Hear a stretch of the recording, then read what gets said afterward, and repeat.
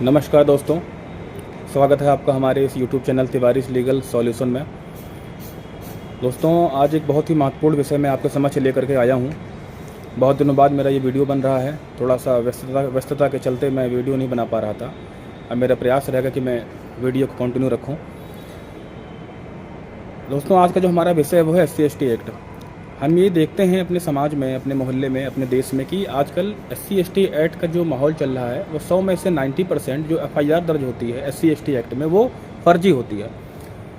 मतलब अगर किसी दो पक्षों में लड़ाई हो गई है तो कोई एक पक्ष जाता है, किसी गरीब दुखियारे इंसान को पकड़ लेता है जो कि SC/ST एक्ट से बिलोंग करता है, उसको कुछ पैसे दे देता है और कहता है कि सामने वाले पे मुकदमा लिखवा दो।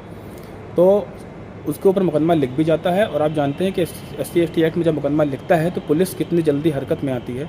और पुलिस इस बात पे छानबीन करने के बजाय कि क्या सही है क्या गलत, वो सिर्फ SC/ST एक्ट में FIR लिख लेती है और जाके गिरफ्तारी कर लेती है। ऐसे में सामने वाला इंसान बहुत जल्दी परेशान हो जाता है, बहुत घबरा जाता है। उसको लगता है कि मैं कहाँ फंस गया, मेरे ऊपर धारा लग गई, मैं जेल चला जाऊँगा। तो काफ़ी जानकारी का अभाव है लोगों में। तो इस वीडियो के माध्यम से मैं उनको ये बात बता देना चाहता हूँ कि आप पे SC/ST एक्ट की FIR अगर दर्ज हो गई हो और अगर आपने वाकई में कुछ नहीं किया है, ये मेरा वीडियो उन लोगों के लिए है जिन्होंने वाकई में कुछ नहीं किया है, जो निर्दोष फंसे हैं SC/ST एक्ट में, उनके लिए ये वीडियो है। SC/ST एक्ट में जैसे FIR होती है, आप तत्काल एंटीसिपेटरी बेल में मूव करें। या मेरा ये व्यक्तिगत सुझाव है कि आप सेशन कोर्ट की तरफ रुख ना करके आप सीधे हाई कोर्ट जाएं और वहाँ पे आप अपने कम से कम 3 ग्राउंड लेके जाइएगा।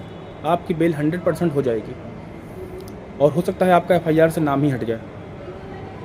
तो आपको तत्काल हाई कोर्ट इसलिए जाना है क्योंकि जब आप पे FIR दर्ज होती है तो होता क्या है कि पुलिस का फ़ोन आना शुरू हो जाता है, घर पे पुलिस चली आती है, आप पे FIR हुई है SC/ST एक्ट में, आपको जेल हो जाएगी। फिर आपको लोग बुद्धि देते हैं कि अरे तुम जेल चले जाओगे और तुम बहुत ही परेशान हो जाओगे, तुम पे तो SC/ST एक्ट लग गया है, जमानत नहीं होगी। तमाम तरह के लोग अनर्गल बातें करते हैं जिसके ऊपर FIR होती है वो आदमी बहुत ही परेशान हो जाता है और फिर तमाम तरह का पैसा थाने में देना शुरू कर देता है और उसका पैसों का बड़ा ही नुकसान होता है।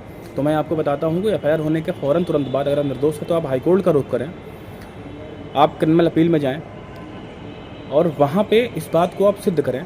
देखिए, 3 ग्राउंड लेके जाइए, आपका बेल 100% हाई कोर्ट से हो जाएगा। आपको हाई कोर्ट में इस बात को प्रूफ करना है। देखिए, अगर आप खुद SC/ST एक्ट हैं तो आप पे SC/ST एक्ट की धारा नहीं लगेगी, इसी आधार पे आप छूट जाएंगे। दूसरा, अगर आप सवर्ण भी हैं, अगर आप जनरल कैटेगरी के हैं या किसी भी कैटेगरी के हैं और आपने किसी SC/ST एक्ट वाले को गाली दे दिया है तो भी बचने का रास्ता है। आपको ये बात कोर्ट में सिद्ध करनी है कि आप सवर्ण जाति के हैं, ठीक है। आप SC/ST एक्ट से भिन्न किसी जाति से बिलोंग करते हैं, ठीक है। आपने सामने वाले को गाली दे दिया। आप कोर्ट में ये प्रूफ करिए कि आपको इस बात की जानकारी बिल्कुल भी नहीं थी कि सामने वाला व्यक्ति SC/ST एक्ट से बिलोंग करता है। मतलब हाईकोर्ट ने जब आप बहस करें तो आप वहाँ पर इस बात को सिद्ध करें कि आपको इस बात को बिल्कुल जानकारी नहीं थी कि आपने जिससे लड़ाई करी है, जिसको आपने गाली दिया है, वो कोई SC/ST एक्ट का व्यक्ति है। जैसे मान लीजिए आपने गुस्से में कोई वर्ड का इस्तेमाल कर दिया और सामने वाला SC/ST एक्ट का आदमी है भी और आप नहीं जान पाए, आप पे जाके उसने मुकदमा लिखा दिया। तो आप कोर्ट में इस बात को प्रूफ करें कि इस लॉर्डशिप मुझको नहीं मालूम था कि सामने वाला व्यक्ति SC/ST है, अदरवाइज़ मैं उसको इस तरह का वर्ड इस्तेमाल ना करता। आपको ये बात कोर्ट में कहनी पड़ेगी। फिर कोर्ट आपकी ये बात कैसे मान ले कि आपको नहीं मालूम था, ये भी सवाल उठेगा।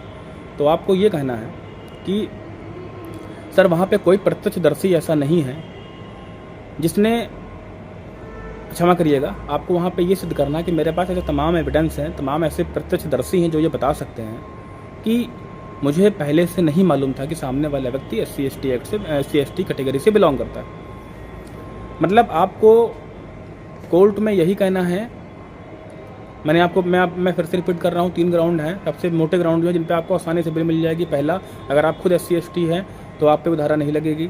दूसरा, अगर आप सवर्ण भी हैं, आप जनरल भी हैं, SC/ST एक्ट से भिन्न किसी और जाति से हैं भी, तो भी आपको बचने का चांस है। आपको ये कहना है कि आपको इस बात की जानकारी पूर्व से पहले से ही नहीं थी कि सामने वाला व्यक्ति SC/ST कैटेगरी से बिलोंग करता है। आपने जानबूझ के नहीं किया है। इस बात को आपको प्रॉपर कोर्ट में एविडेंस देना पड़ेगा। आप स्पष्ट बात है कि आप बच जाएंगे। तो इस वीडियो के माध्यम से मैं यही बताना चाहता हूँ कि अगर आप SC/ST एक्ट की FIR आप फालतू वाली अगर आप झेल रहे हैं, आपके ऊपर कोई मुकदमा हो गया है, तो आप मोटा इन 3 ग्राउंडों में से कोई भी ग्राउंड अगर आप पे सूट करता है तो आप आसानी से बच सकते हैं। क्योंकि सुप्रीम कोर्ट ने खुद ही इस बात पे संज्ञान लिया है कि बहुत सारे ऐसे झूठे मुकदमे आए हैं जिसमें लोग फंस गए हैं। तो अब तो ऐसा हो गया है कि जब कोई एप्लीकेशन SC/ST एक्ट में देगा थाने में, तो पहले थाने वाला FIR से पहले ही उस पर जांच करेगा, जांच देखेगा, मौके पर जाएगा क्या है क्या नहीं है, समझेगा। अगर उसको लगेगा कि नहीं बन रही है SC/ST एक्ट, तो वो FIR दर्ज नहीं करेगा। और ये तो आप जानते ही होंगे कि SC/ST एक्ट की जो FIR होती है वो डिप्टी SP रैंक का अधिकारी इसको देखता है। और अगर आपको इस एक्ट से संबंधित कोई जानकारी लेनी है तो आप स्क्रीन पे आ रहे फ़ोन नंबर पर फ़ोन करके मुझसे जानकारी प्राप्त कर सकते हैं। बहुत बहुत धन्यवाद।